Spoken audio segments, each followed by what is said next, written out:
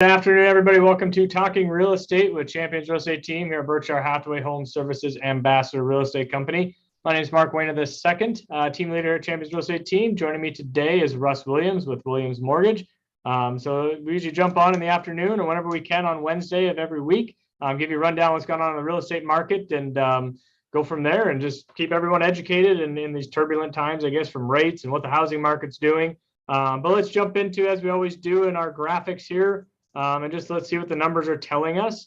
Over this last week, we've had 501 new listings go live this week. We've had 233 new contracts written and 467 happy new homeowners.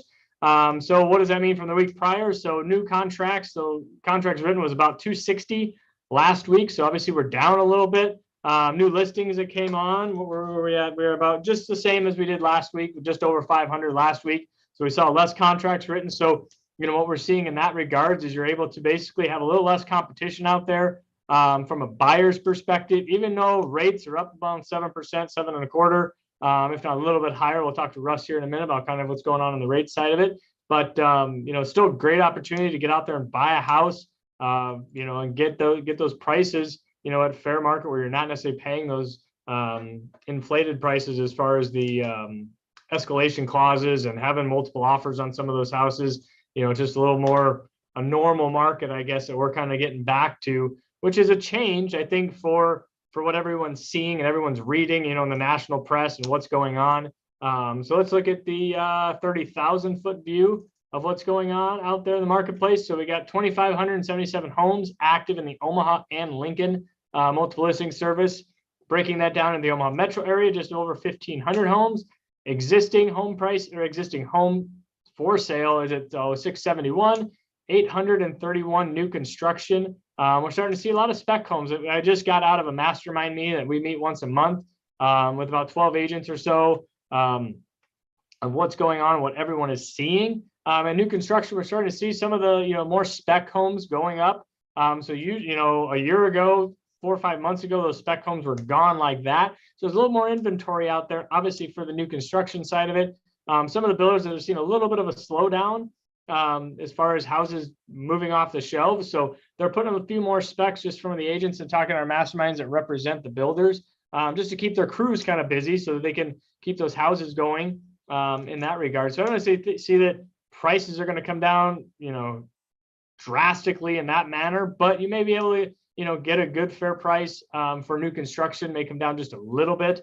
But there's obviously the materials and things of that sort. Months of inventory. So we're just about the same as we had last week. Our average sold price went up $1,000 to 318, just over 13%, right around 13% from this time last year. So as we take a big picture, what we talked about in our mastermind group, it's surrounding yourself with agents, that are out there in the working in the market. That are doing a lot of transactions. We talked about, agents in the Omaha Board of Realtors. So the numbers came out again. We looked at them. That was a 53.7% of real estate agents in the Omaha MLS, which is about 3,200 agents. 53.7 sold 2 or less homes this year. So that's not a lot of experience going from that aspect of it. And 24% sold 0 homes. So when you're looking at, the number of houses that agents are doing, it is critical, especially if you're buying or selling, is to work with someone that has been doing this and has been in the market working day in and day out. Personally, I've done 22 houses this year. So well over that, 2 houses the entire year. So that experience speaks a lot when you're working with buyers and sellers, negotiating, getting your houses ready, and just understanding what's going on in the market day in and day out throughout the entire process in that regards. And then we're seeing kind of a market activity. We're down about 20% from this time last year. So we typically see a little bit of slowdown going into the holiday months with regards to that. So, but it is a little bit bigger. We're seeing, as far as nationally, I think we were talking in the Arizona market, it was down about 30-40%. Out on the coast, down about 50% as far as activity. And so we see that, and we saw, I got my license in 2008, that you see what happens on the coast and it slowly works its way inland. Which is historically what we see, so that's just something that we're looking at, as the market, it's changing. I think the intensity is going down, like we've said before, but it's still a great time to buy and sell. And we talked about who's going to be buying houses, as we're at 7%, give or take 7.5% interest rates.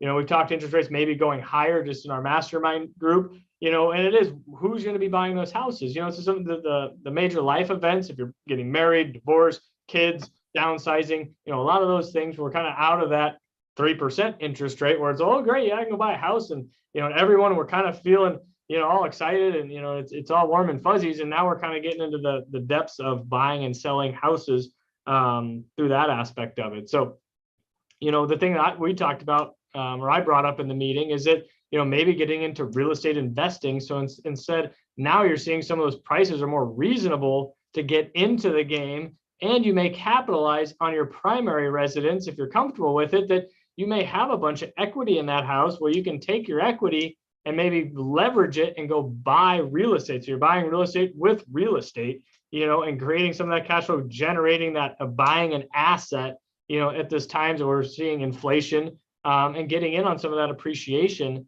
over that time. And that's something that we're happy to go over. I know that's just a little tidbit of it, getting in that real estate investing mindset, takes a little time and understanding exactly what's going on. I'm happy to sit down and talk with anybody individually, coach them, train them. I personally have a couple of real estate investment properties.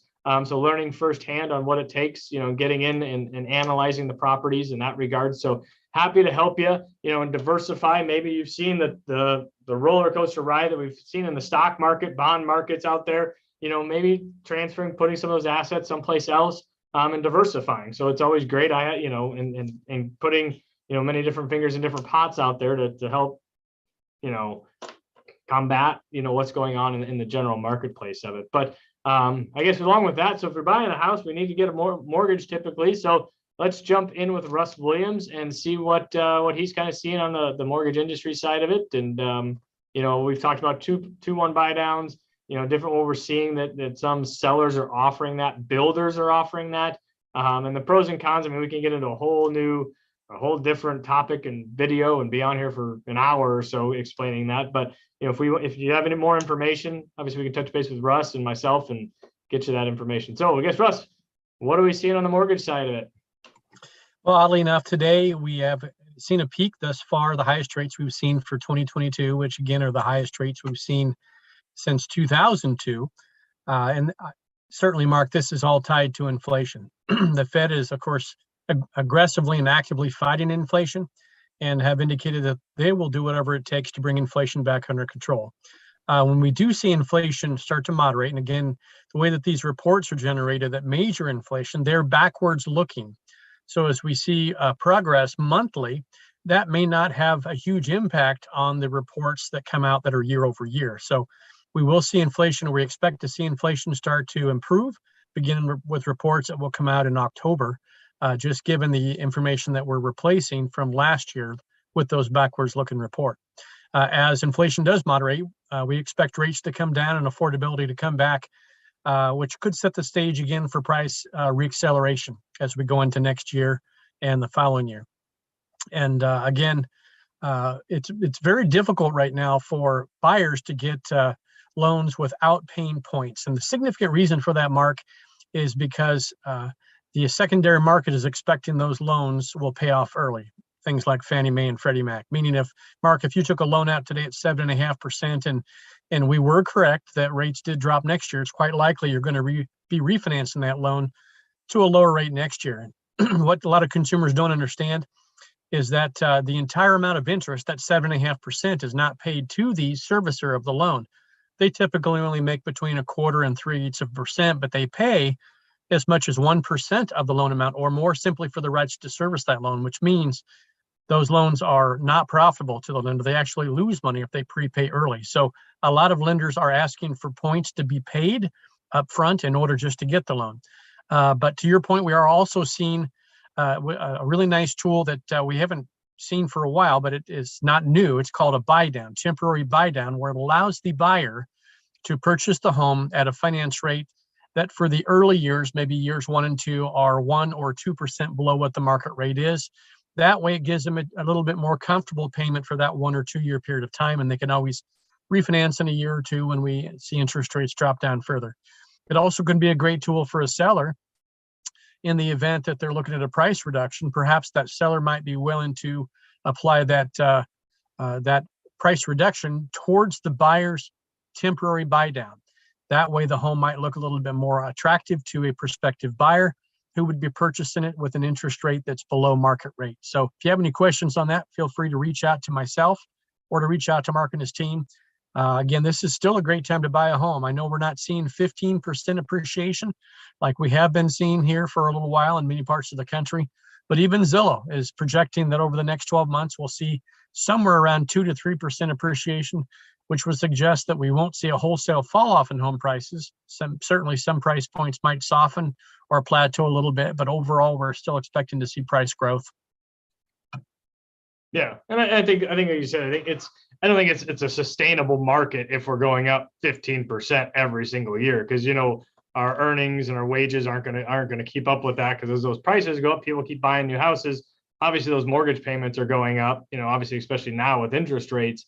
I think that's where it's going to come into play. That it's got to get back to its. The intensity just can't stay that prevalent out there. And I think it's a great time to get out and buy, especially now. Even if you're seriously thinking about buying, don't read the press clippings of what's going on. Talk to a local lender, real estate agent that's actively working in the market. And like I said, not all agents are built the same. As we said, 53.7% only sold two or less houses this year. So if you make sure, if you're talking to an agent, ask them how are they actually actively working in the marketplace of what's going on, so that they have the knowledge base and can educate you, coach you to give you that information through that process. So I think that's very pivotal.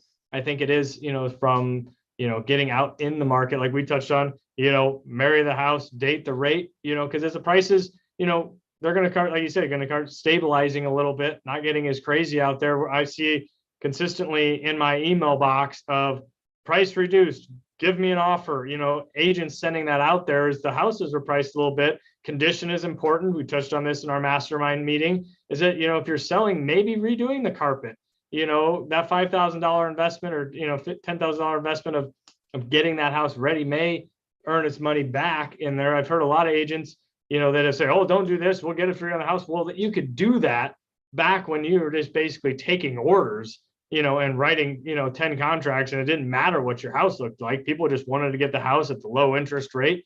And, and we touched on it before, is that, this last year and a half, 2 years, people were willing to go $40,000, $50,000 above listing price, and now that now at interest rates are a little bit higher, people back off and are like, oh my gosh, I don't think we should buy a house right now. And I'm like, well, if you were paying almost an inflated price, potentially at those prices, and now that you can get a house at a little lower purchase price, even though it's at a higher interest rate, you can at least refinance an interest rate if and when, potentially, obviously we don't have a crystal ball, but maybe that's a couple of years, and see what that offset, is, and what that payment difference is, and what's the best decision for you.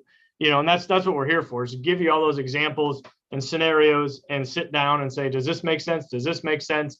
And ultimately it's got to be the right fit for you personally, individually, as a family, as an investment property, whatever the case may be, and getting into it, and maybe you don't sell it. Maybe, do you sell your house? Do you cash out, refi to buy the next house, keep the other one as an investment property? That's just stuff that, as we go through, some agents aren't going to tell you, oh yeah, sell your house.